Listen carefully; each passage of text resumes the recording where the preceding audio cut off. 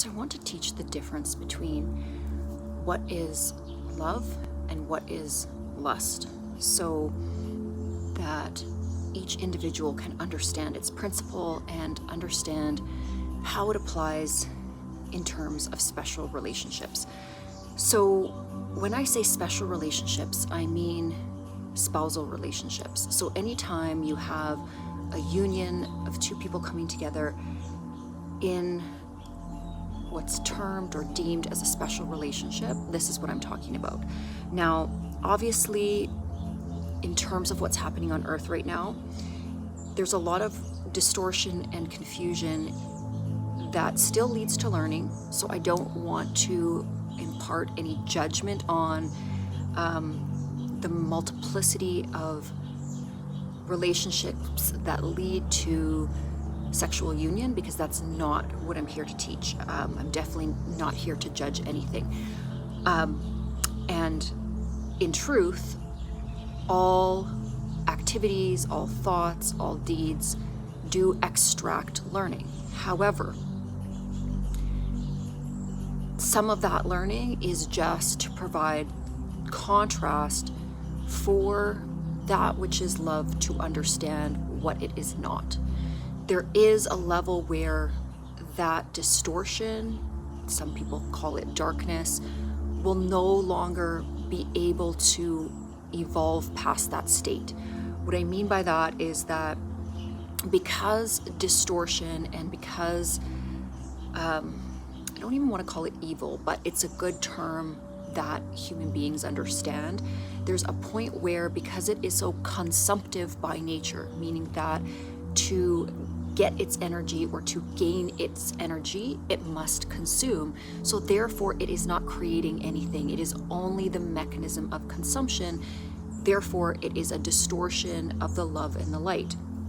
So back to what this lesson entails. When or how we can understand the difference between desire and lust and a love relationship is that it's the energy created or the energy absorption from the other. So in a relationship that would be purely lustful, and even if that relationship is a lustful experience or relationship or season with multiple people, I've never personally engaged in anything like that, but I know that it's quite spoken about in the media right now and popular culture. So what happens in those relationships is that you're going to see your energy levels go extremely down. There's a fallout, there's a hangover from that sort of energy exchange. Now, and that's how you can recognize it. You may have a magnetism, you may have an attraction to that dark energy. That's okay. It's a mechanism of learning. It's okay to go into the darkness to choose the light. That's why, in essence, that we're here. Some of us don't need to go into the darkness as often because we have already acclimated into our purposeful mission. Now, how does love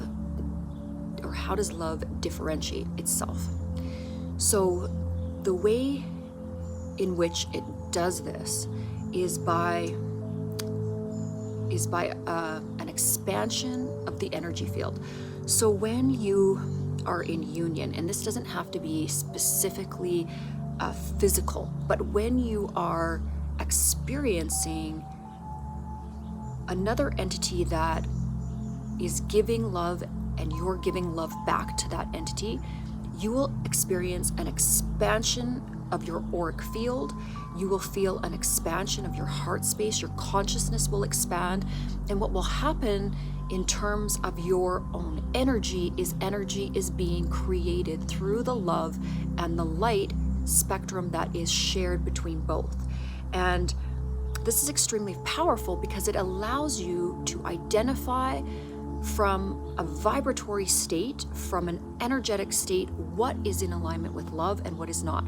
And this goes and spans across all types of relationships.